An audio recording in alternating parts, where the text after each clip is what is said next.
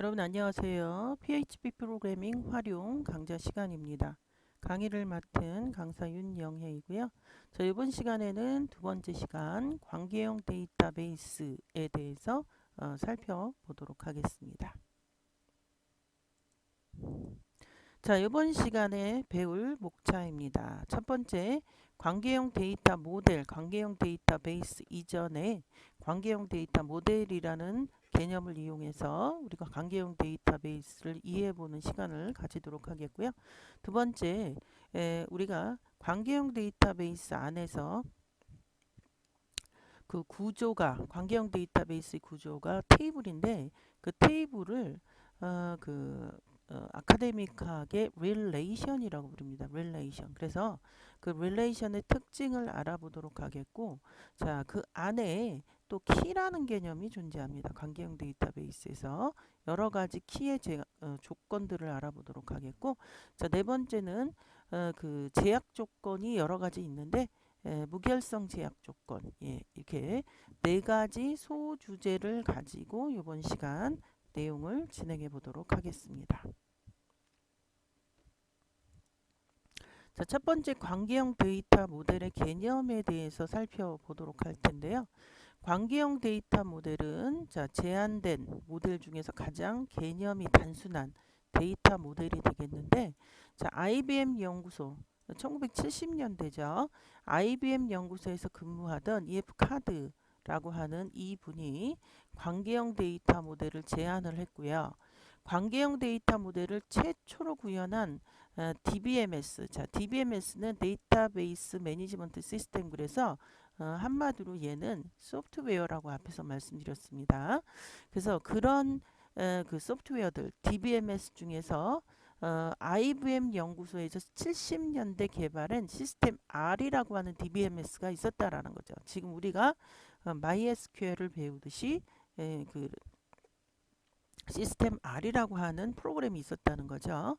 자, 1980년대 후반부터 여러 가지 데이터 모델이 이제 등장을 하게 되었고, 그렇지만 관계형 DBMS는 여전히 가장 널리 사용되는 DBMS가 되며 우리가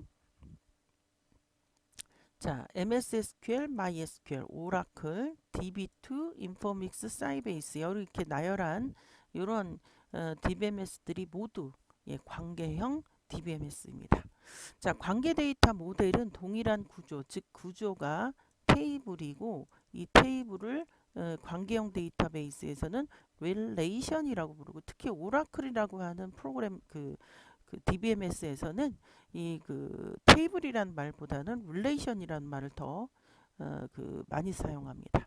자, 그래서 구조의 관점에서 모든 데이터를 논리적으로 구성한 게 바로 관계 데이터 모델이고요. 자, 선언적 지리어. 선언적 지리어를 통해서 데이터에 접근을 합니다. 그러니까 찾아라, select 뭐 이런 식으로 조회하라. 이런 식으로 선언적인 지리어를 사용한다라는 거죠. 자, 응용 프로그램들은 데이터베이스 내의 레코드들의 순서와 또 무관하고요. 논리적으로는 무관합니다. 자, 관계 데이터 모델의 목적은 높은 데이터의 독립성. 자, 데이터의 독립이라는 말은 일단 그 프로그램이 처리할 데이터가 이렇게 있고요. 자, 그 다음에 우리가 소스 코드 하는 프로그램, 소스 프로그램이 있어요. 이 데이터를 조작하기 위한 이 프로그램이 있습니다. 그런데 예전 DBMS 또는 데이터베이스라는 개념 이전의 프로그램 이런 그 고급 언어들은 이 데이터의 그 순서가 조금이라도 바뀌거나 데이터 타입이 바뀌면 이 소스 코드를 수정해야 하는 그런 일이 벌어집니다. 그런데 이 DBMS 데이터베이스를 따로 조작하는 소프트웨어가 생긴 이후로, 즉 데이터베이스 이후로 이 그냥 그 파일로만 존재하던 그 데이터들은 굉장히 소스 프로그램에 굉장히 이렇게 단단하게 연결이 되어 있는데 지금처럼 수정을 해야 되죠. 하지만 DBMS를 만든 이후에는 이 데이터가 어떤 변화가 일어나도 얘를 접근하는 프로그램을 수정할 필요가 없다라는 거죠. 그게 바로 데이터의 독립성이 이라고 우리가 이야기를 할 수 있겠고요. 사용자가 원하는 데이터 그 명시를 하고 어떻게 찾을지는 우리가 명시할 필요 없어요. 그냥 select 모든 걸 찾아라 뭐 이런 식으로만 우리는 명령을 내리면 되고, 자, 논리적으로 연관된 데이터를 연결하기 위해서 링크 뭐 포인터 이런 거를 또 사용하지 않는 특징을 가지고 있고요. 자, 관계형 데이터베이스의 개념들에서 첫 번째 relation, 아까도 말했지만 2차원 테이블입니다. 그래서 우리가 엑셀이나 이런 데 보면 거대한 그 표잖아요. 엑셀이 이런 식으로 그 학생이라는 테이블에 대해서 학생이 갖고 있는 뭐 학번이라든지 이름이라든지 학과라든지 이거에 대해서 1번 학생, 2번 학생, 3번 학생 이렇게 여러 가지가 나오잖아요. 자, 이런 식으로 2차원 테이블의 구조를 갖고 있는 게 바로 릴레이션이고요. 레코드는 각행 요렇게 각행을 우리는 레코드라고 부르고, 또 튜플도 같은 말입니다. 같은 말. 예, 튜플도 이 그 요 한 레코드를 의미합니다. 같다라는 거. 자, 애트리뷰트는 학번이라는 속성 애트리뷰트, 이름이라는 속성에 홍길동도 있고 김길동도 있고 고길동도 있고 이런 식으로, 예, 실제 요런 거를 인스턴스 데이터라고 하는데, 자, 어쨌건 요 위에 있는 항목들은 스키마, 그다음에 이제 인스턴트 데이터 뭐 이렇게 우리가 이야기를 합니다. 그래서 그 개념들을 알아보고 있고요. 도메인은 뭐냐? 우리가 예를 들어서 학생이라는 테이블에서 그 항목 중에 하나가 학과라고 하는 그 컬럼이 항목이 존재한다라고 가정을 할 때,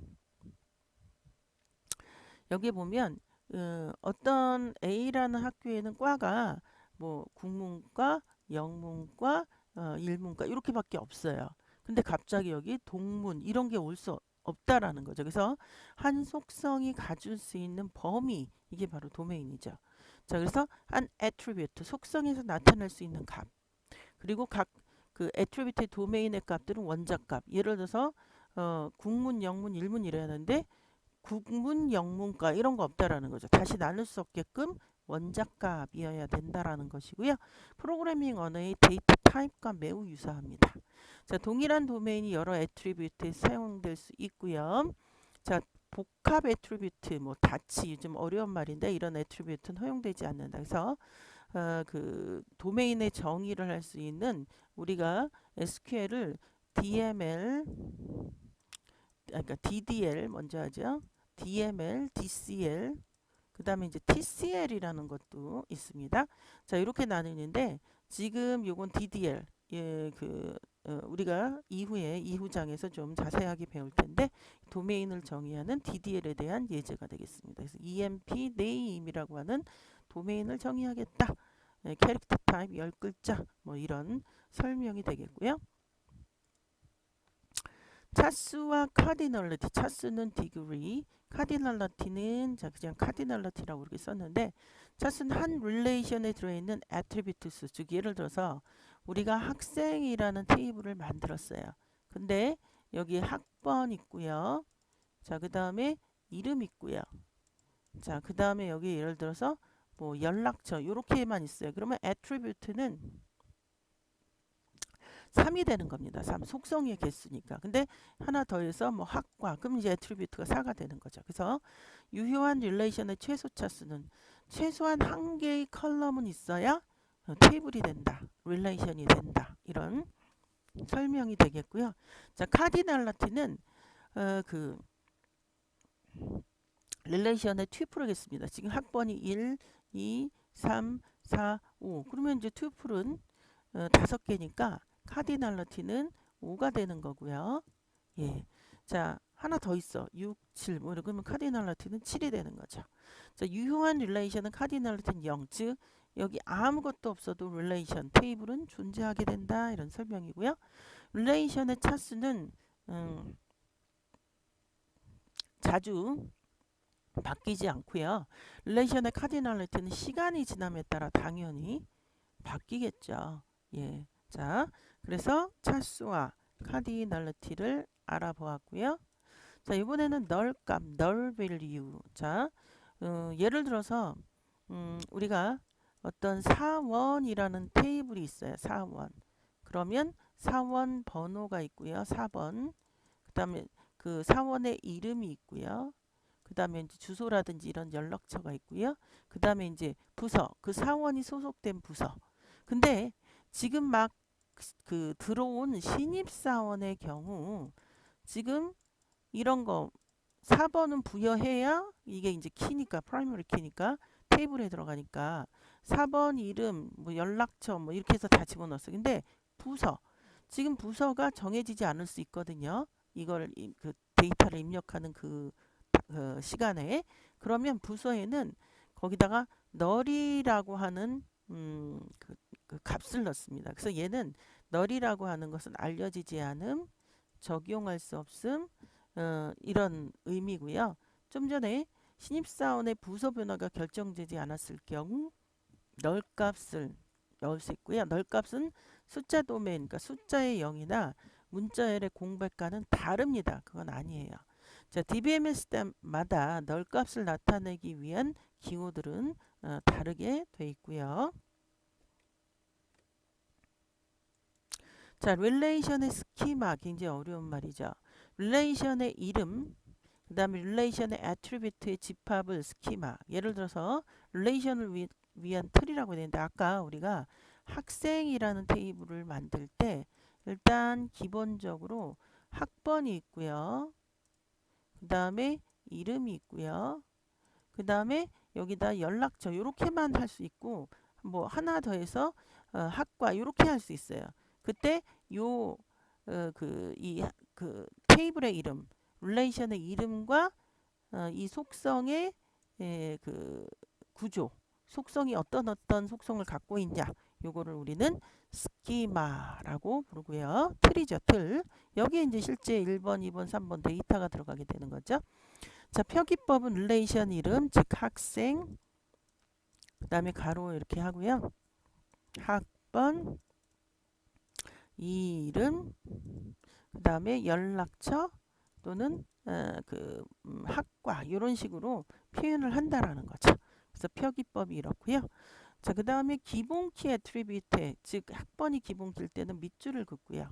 자, 요거는 이제 조금 어려운 말인데 이것을 네포 인텐션이라고 하고요. 관계 데이터베이스 스키마는 하나 이상의 릴레이션의 스키마들로 이루어지게 되어 있습니다.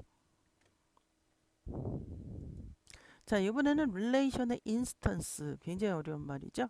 자, 릴레이션 어느 시점에서 있는 튜플들의 집합. 앞에서 아까 튜플을 뭐라고 그랬냐면, 자, 이렇게 학생이라고 하는 테이블이 있을 때, 자, 학번, 자, 이름, 자, 그 다음에 연락처, 자, 그 다음에 학과, 뭐 이렇게 있을 때, 여기에 1번, 2번, 3번, 4번, 이게 실제 데이터죠. 홍길동, 뭐 김길동, 가길동, 나길동, 고길동, 연락처 이렇게 들어가고, 자, 학과 또 이렇게 들어가요. 자, 이때 이 데이터들은 예를 들어서 학교를 졸업할 수도 있고 그만둘 수도 있고 얼마든지 이게 뭐예요? 굉장히 달라지겠죠. 그래서 시간에 따라 계속 변하고요. 일반적으로 릴레이션 현재 인스턴스만 저장이 돼 있고요. 이것을 아까는 내포, 얘는 내포의 반대말 외포가 아니라 외연이라고 합니다. 아까는 앞에 보시면 자 intention, 그다음 얘는 extension, 그래서 외연, 우리나라 말로 이렇게 되고요. 자, 관계 데이터베이스 인스턴스들은 릴레이션 인스턴스들의 모임으로 이제 구성이 되겠고요. 자, 이번에는 릴레이션의 특징에 대해서 보는데 각 릴레이션 오직 하나의 레코드 타입을 포함하고 한 속성, 네이 값들은 모두 같은 유형이어야 됩니다. 같은 유형. 애트리뷰트의 순서는 중요하지 않고요. 동일한 튜플이 2개 이상 존재하지 않아요. 키가 존재하기 때문에 동일한 게 존재할 수 없고요. 한 튜플의 각 애트리뷰트 속성은 원작 값을 갖는다고 앞에서 설명했고요. 각 속성의 이름 한 릴레이션 내에서만 고유하고요. 튜플들의 순서는 또 중요하지 않게 되겠습니다. 자, 그래서 이제 표로 좀 설명을 드리면 이게 학생이라고 하는 릴레이션 테이블입니다. 그때 여기는 좀 많네요. 학번, 이름, 학과, 학년, 연락처, 지도교수의 속성을 가지고요. 이 속성의 개수 앞에서 차스, degree라고 했고요. 자, 그 다음에 자, 여기 써 있죠. 차수, 디그리, 열의 개수. 그 다음에 이제 예를 들어서 학번이 이렇게 들어와 있어요. 지금 이때 이름도 이렇게 들어와 있습니다. 자, 각각 데이터들이 이렇게 들어왔을 때 요 실제 데이터의 개수 이거를 우리는 행의 개수 그래서 튜플 그리고 튜플의 개수를 우리는 카디널리티라고 앞에서 이야기를 했습니다. 자, 그런데 그것을 좀 다르게 표현할 수 있어요. 자, 여기에 있는 것을 속성이라고도 표현하고요. 항목, 아이템, 필드, 컬럼. 실제 이 컬럼이란 말 아주 많이 쓰입니다. 자, 그거에 대해서 이 한 줄 한 줄을 아까 앞에서 튜플이라고 그랬죠.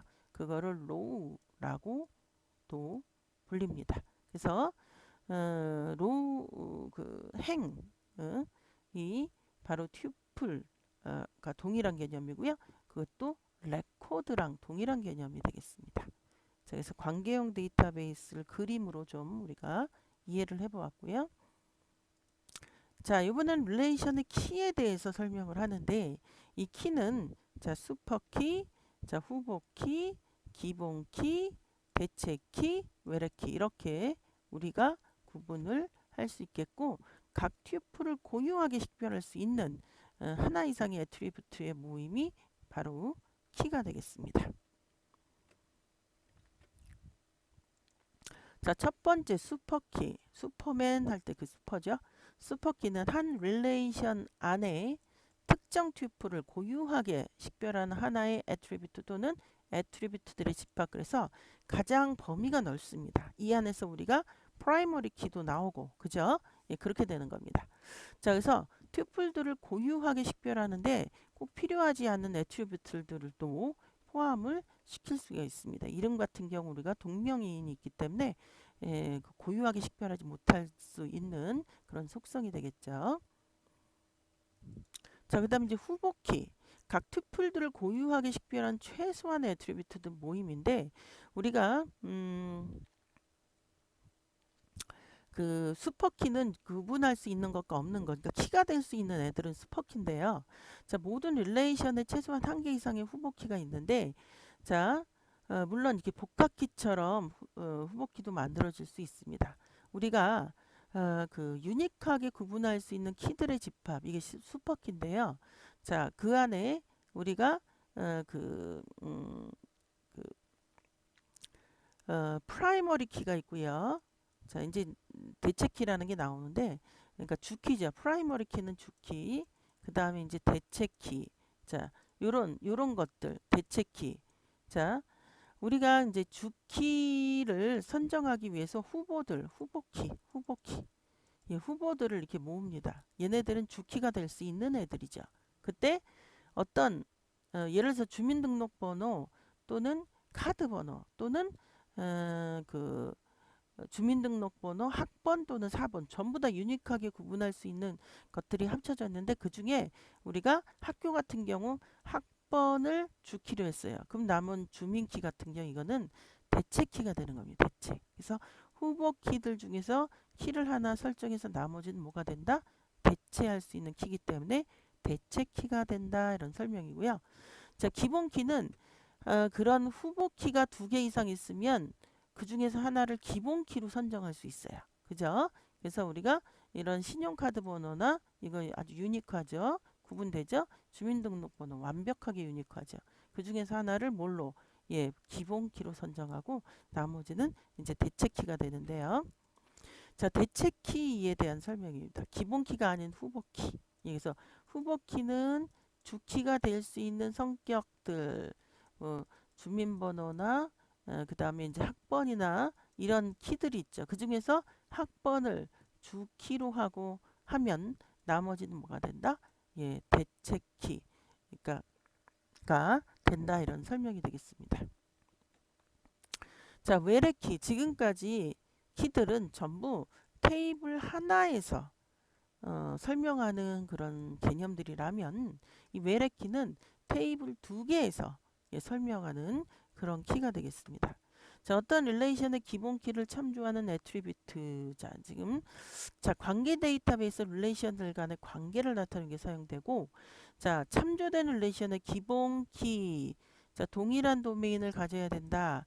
자신이 그 속한 릴레이션의 기본 키의 구성 요소가 되거나 되지 않을 수도 있다. 자, 요거를 그림으로 좀 설명을 하는데요. 자, 예를 들어서 A라는 테이블이 있고요.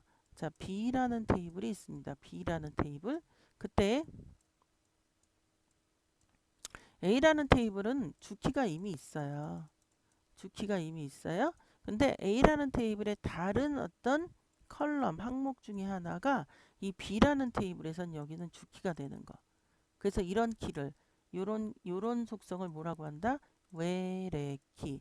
얘를 통해서 B라는 테이블을 연결이 되는 거죠. 그래서 어, 그, 음, 자, 참조되는 릴레이션의 기본키. 와 동일한 도메인을 가져야 된다. 그러니까 참조할 수 있는 테이블 두 개를 조인할 수 있는 어떤 근거가 되는 게 바로 이 외래키가 되겠습니다. 자, 그래서 그렇게 이해를 하시면 되겠고, 자, 이번에는 이제 네 번째 무결성 제약 조건입니다.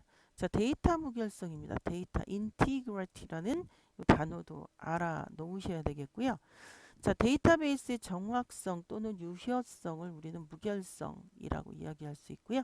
일관된 데이터베이스 상태를 정의하는 규칙들을 묵시적으로 또는 명시적으로 정의를 합니다.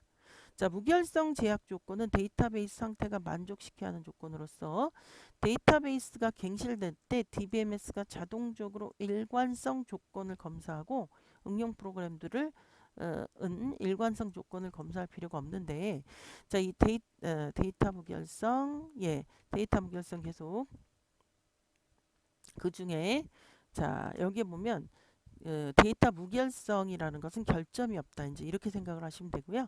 기본 키와 개체 무결성입니다. 개체. 자, entity integrity. 자, 릴레이션의 기본 키를 구성하는 어떤 속성들도 값을 가질 수 없다. 지금 우리가 학생이라는 테이블이 있어요. 그런데 막 이렇게 학생들의 맨 앞에 학번, 이제 주키가 학번이죠. 보통 학생 테이블에서 그 다음에 이제 이름이라든지 학과라든지 이렇게 있는데 이쪽 그 학번 주키는요 넣을 수 없거든요. 근데 지금 요거는 애트리뷰트 널 값을 가질 수 없음은 지금 어떤 그 데이터라도 이렇게 번호가 있어야 되는데 예를 들어서 번호가 여기가 없어. 그러면 안 된다라는 거죠. 그게 바로 기본 키와 개체 무결성의 제약 조건을 설명하는 개념이 되겠고요. 사용자는 릴레이션을 생성하는 데이터 정의문에서 어떤 애트리뷰트가 릴레이션의 기본 키의 구성 요소인가를 DBMS에 알려줘야 되겠고요. 여러분들이 기본 키 하면 개체 무결성이라고 기억을 하셔야 되겠고요. 자, 이번에는 외래키와 참조 무결성. 아까 참조 무결성에 대해서 했죠. 자, 여기 그림이 있네요. 예를 들어서 이 R2에는 기본키가 있어요. 근데 R2가 갖고 있는 속성 중에 하나가 어떤 또 다른 테이블에서는 얘가 기본키야. 그때 얘를 뭐라고 한다? 외래키라고 우리가 foreign key라고 이야기를 한다 이런 얘기야. 자, 그래서 좀 보면 앞으로 가서 참조 무결성 제약 조건은 두 릴레이션, 두 테이블에서 연관된 튜플들 사이의 일관성을 유지하는 데 사용되는 그런 제약 조건이고요. 관계 데이터베이스가 포인트 없이 오직 릴레이션들로만 이루어지고 릴레이션 사이의 관계들이 다른 릴레이션의 기본키를 참조하는 것을 기반으로 해서 묵시적으로 표현되기 때문에 외래키의 개념이 중요하고 외래키의 개념은 좀 전에 제가 설명을 드렸죠. 내 테이블에서는 그냥 단순히 속성인데 어떤 테이블에서 걔가 기본키더라. 자, 이런 것을 우리는 외래키라고 이야기한다고 설명을 드렸고요. 자, 이번에는 이번 시간을 마무리하는 문제를 풀어보도록 하겠습니다. 자, 다음 중 관계형 데이터베이스 설명이 잘못된 것. 자, 릴레이션. 자, 1차원 테이블에서 여기가 틀렸죠, 여러분들? 2차원 테이블. 왜냐하면 2차원은 이렇게 이쪽도 늘어가고 그 다음에 이쪽도 늘어가고 하는 게 2차원의 특징이죠. 예, 그래서 여기를 2차원이라고 해주셔야 답이 되겠죠. 그러니까 틀린 거고요. 여기 잘못된 거. 예, 된 번에 1번이 나왔네요. 자, 레코드는 릴레이션의 각행, 즉 우리가 학생이라는 테이블이 있을 때, 자, 학생 테이블 이름은 학생이고요. 자, 여기 어떤 컬럼이 없냐면 학생은 반드시 학번이 존재합니다. 자, 존재할 때 얘가 유니크하게 그 구분이 자기를 다른 것과 유니크하게 만들기 때문에 얘가 주키고요. 자, 그 다음에 이제 이름, 그 다음에 학과, 연락처 뭐 이런 식으로 예, 레코드는 여기에 각행의 그 릴레이션의 각행을 이것들을 우리는 레코드라고 하고 튜플은 실제적으로 예, 요 그 인스턴스 데이터를 튜플, 레코드 같은 말이죠. 자, 애트리뷰트는 릴레이션에서 이름을 가진 이 열 하나하나를 애트리뷰트, 속성이라 이야기하고요. 문제 2번입니다. 다음 중 릴레이션의 특징이 아닌 것. 자, 튜플들의 순서는 중요하지 않다. 이거 맞는 얘기입니다. 자, 한 애트리뷰트 내의 값들은 모두 같은 유형이다. 그래야 된다고 그랬죠. 데이터 타입이니까 이것도 맞는 내용이고요. 자, 애트리뷰트의 순서는 중요함. 자, 이거를 바꾸죠. 중요하지 않음. 이렇게 해야 답이 됩니다. 그래서 아닌 것 3을 선택하시되 자, 우리가 이론에서는 이런 튜플들의 순서, 속성들의 순서가 중요하지 않다라고 이야기를 합니다. 그러나 실제 물리적으로 할당이 되었을 때 그 물리적인 순서는 중요하게 돼 있어요. 하지만 이론에서는 순서가 중요하지 않다 요래야 말이 되는 거고요. 자, 한 튜플의 각 속성 애트리뷰트는 원작값을 갖는다. 정확히 맞는 말이죠. 그래서 앞에서 제가 학과라고 하는 그런 컬럼에 대해서 어떤 학교에서 과가 3개야. 국문과, 영문과, 일문과 이렇게 있는데 갑자기 여기 그 학교에 없는 어떤 학생에 대해서 동문 이렇게 들어가면은 안 된다는 거죠. 예, 그래서 이 그 원작값을 갖는다. 그 다음에 이제 요 원작값은 동문에 대해서 이제 요거는 도메인 설명이고 이 원작값은 예를 들어서 그 국문과, 영문과, 일문과가밖에 없는데 국어, 영문과 뭐 이런 식으로 예, 이런 식으로 짜게 할 수 있게끔 들어가는 게 안 된다라는 게 원작값이고 아까 이 동문 설명은 도메인에 대한 설명이 되겠습니다. 자, 그래서 이렇게 문제 2번의 답은 3번을 선택하시면 되겠고 자, 문제 3번입니다. 데이터 무결성에 대해서 잘못 말한 거. 자, 이 무결성이라는 것은 이렇게 이해를 하시면 됩니다. 결점이 없다, 없다. 이것을 무결성이라고 이야기하고 영어로는 integrity라는 이 단어도 암기하셔야 됩니다. 자, 데이터의 정확성 또는 유효성을 의미한다. 이거 맞는 얘기죠. 자, 일관된 데이터베이스 상태를 정의하는 규칙들을 묵시적으로 또는 명시적으로 정의할 수 있고요. 자, 무결성 제약 조건은 데이터베이스 상태가 만족시켜야 하는 조건이에요. 그렇죠.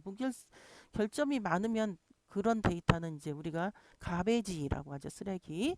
자, 데이터베이스가 갱신될 때 DBMS가 수동적으로가 아니라 자동적으로 일관성 조건을 검사하므로 응용 프로그램들은 일관성 조건을 검사할 필요가 없다. 예, 이래야 답이 되겠죠. 예, 그래서 문제 3번에는 4번을 요것 때문에 틀린 답으로 선택을 하시면 되겠습니다. 자, 되었고요. 자, 이번 시간은 여기까지입니다. 수고하셨고요. 다음 시간에 다시 뵙도록 하겠습니다. 자, 여러분들 수고하셨습니다.